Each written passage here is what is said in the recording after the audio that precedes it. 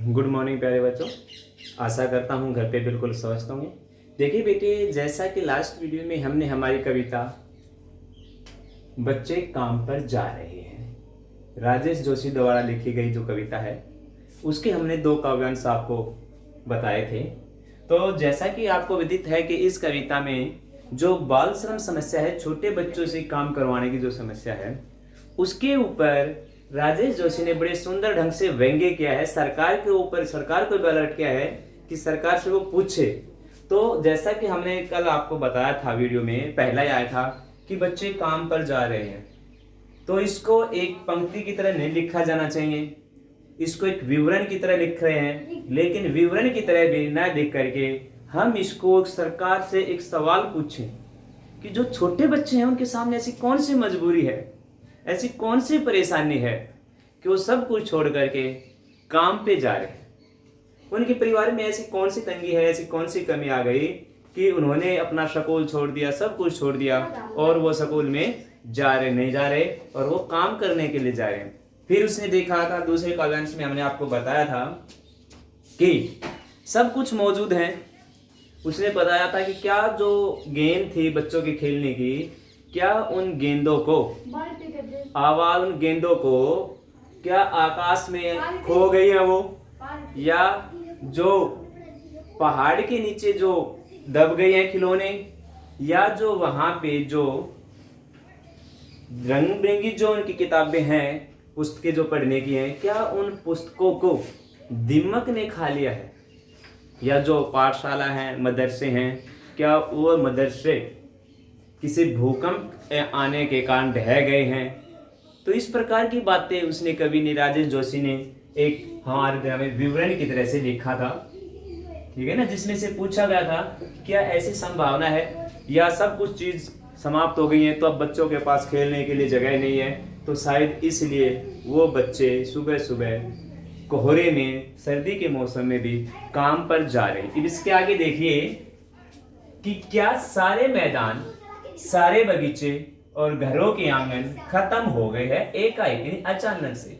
अब कहता है कि क्या ऐसी कौन सी बात हुई अचानक कि जो घरों के जो मैदान हैं, बाग बगीचे हैं घरों में आसपास, पार्क आदि, या घरों के जो आंगन है, खेलने के बड़े आंगन होते थे, क्या वो अचानक से कोई ऐसी चीज हुई कि वो सारे के सारे गायब हो गए, कि जितने भी मैदान है, खेलने के ग्राउंड, बगीचे, घर के आंगन जहां पे बच्चे खेल सकते हैं, कि अचानक से वो क्या खत्म हो गए।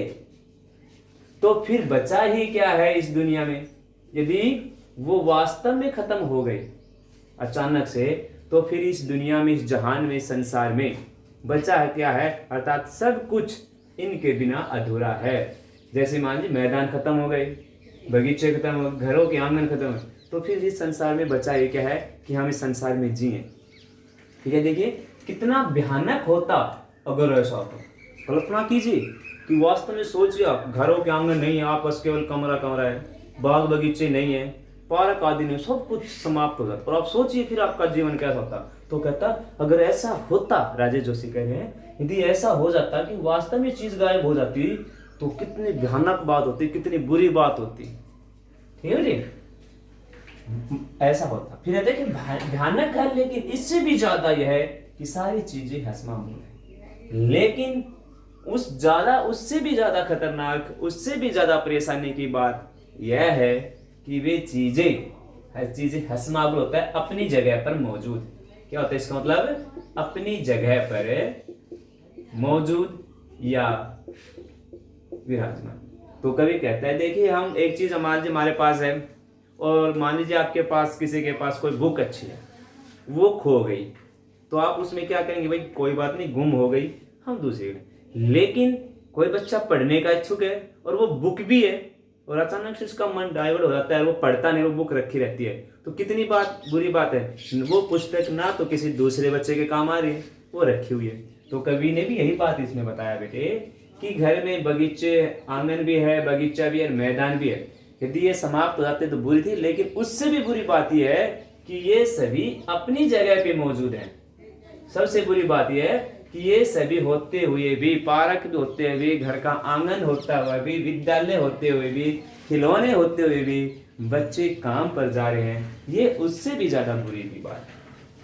पर दुनिया की हजारों सड़कों से गुजरते हुए बच्चे, बहुत ही छोटे छोटे बच्चे काम पर जाए, लेकिन जब भी हम किसी सड़क पर गुजरते हैं, दुनिया की जो हजारों सड़कें हैं संसार में, जहाँ पे भी हम देखते हैं कि बहुत छोटे छोटे बच्चे काम पर जा रहे होते हैं। सुबह सुबह बच्चे अपने काम से के सिलसिले में काम करने के लिए, मजदूरी करने के लिए हम संसार में देखते हैं करोड़ों बच्चे, हजारों करोड़ों बच्चे सुबह सुबह किसी न किसी मजबूरी के वश काम पे जा रहे हैं। तो हमें उन बच्चों को काम पे जाने के लिए रोकना होगा, उनके पेरेंट्स, उनके अभिभावक को समझाना होगा, सरकार के समक्ष ये समस्या बतानी होगी कि बच्चे काम पे जा रहे हैं, जो कि बच्चों के लिए एक अपराध है।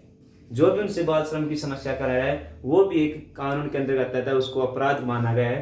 तो हमें जहाँ पे भी इस प्रकार के छोटे बच्चे जो 18 साल से नीचे बच्चे होते हैं, कहीं पे होटल, कहीं पे रेस्टोरेंट, कहीं पे सड़क पे आदि पे काम करते हुए दिखाई देते हैं, तो हम उसकी कंप्लेंट पुलिस को कर सकते हैं। अब देखिए इसमें बेटे ये नहीं कि सर हम घर पे भी काम ना करें, नहीं बेटे, घर पे तो आपका काम करना दायित्व है, लेकिन किसी अगर हम ऐसी जगह पे देखते हैं जहाँ पे उन बच्चों का शोषण हो रहा है, तो हमारा दायित्व होता है कि हम उसके पेरेंट्स को समझाएं कि इस बच्चे की उम्र पढ़ने लिखने की है, आप विद्यालय में इसको भेजिए।